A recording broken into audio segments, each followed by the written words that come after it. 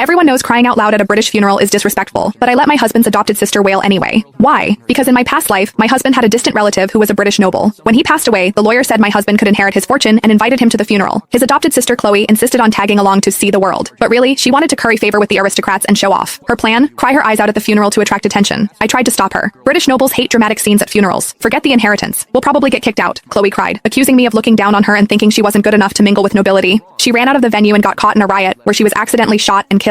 I thought my husband would be devastated. Instead, he silently attended the funeral and inherited the fortune. 6 months later, on our anniversary, he took me to a snowy mountain for a photo shoot. The moment we got up there, he stuffed me into a sleeping bag and tied it shut. If you hadn't made a big deal out of nothing, Chloe wouldn't have run out and gotten killed. I was buried alive in the snow, freezing to death while my husband used the inheritance to become a CEO. When I opened my eyes again, I was back on the day Chloe insisted on crying at the funeral. Sis, why won't you let me cry? The Duke had no children. What's wrong with me shedding a few tears for him? Sitting in the car on the way to the funeral, hearing Chloe's familiar whining, I realized with a jolt that I had been reborn. Chloe's eyes were red. She hadn't even started her performance for the Duke yet, but she was already playing the victim with me. My mother-in-law hugged her, shooting me a glare. A noble's funeral is full of important people. What's wrong with a little crying? Maybe someone will see her kind heart and a rich suitor will come knocking. Seeing she had backup, Chloe stopped hiding her intentions. She checked her eyeshadow in the mirror. I've been practicing my makeup for a month. Today I'll look so pitiful and beautiful when I cry. Sis is just jealous because I'm young and pretty. She's afraid I'll outshine her in front of the nobles. Yeah. Chloe had been preparing for this day for a long time. She spent a fortune at top beauty salons and even took acting classes to learn how to cry beautifully. I sneered, my eyes full of mockery. You're going to a funeral, not a speed dating event. Dressed like that? Are you afraid people won't realize you're fishing for a man? Chloe looked like a cat whose tail had been stepped on. She started sobbing. I researched the Duke's life. I hired a writer for my eulogy and memorized it. Is it so bad to let the Duke know he has family from abroad who cares? You just look down on me. My husband Ryan chimed in impatiently. Nancy, what is wrong with you? It's not enough to cause trouble at home, you have to embarrass us abroad too? Chloe put so much effort into this. Maybe she'll make us look good. And you?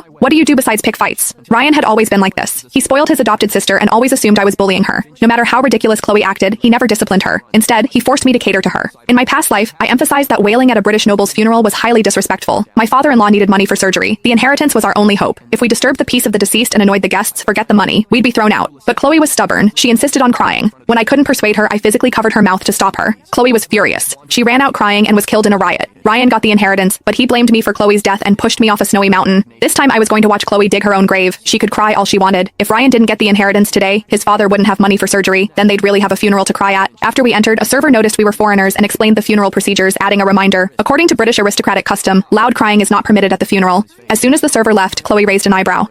She's just jealous because I'm prettier than her. She's afraid her master will like me. My mother-in-law nodded eagerly. Those women serving nobles. They're all scheming. I couldn't help but laugh. Chloe was way too confident. Did she really think she was beautiful enough to make every woman in the world jealous? Seeing me laugh, she seemed to realize something. You were chatting so happily with that server. Did you bribe her? Just to stop me from crying?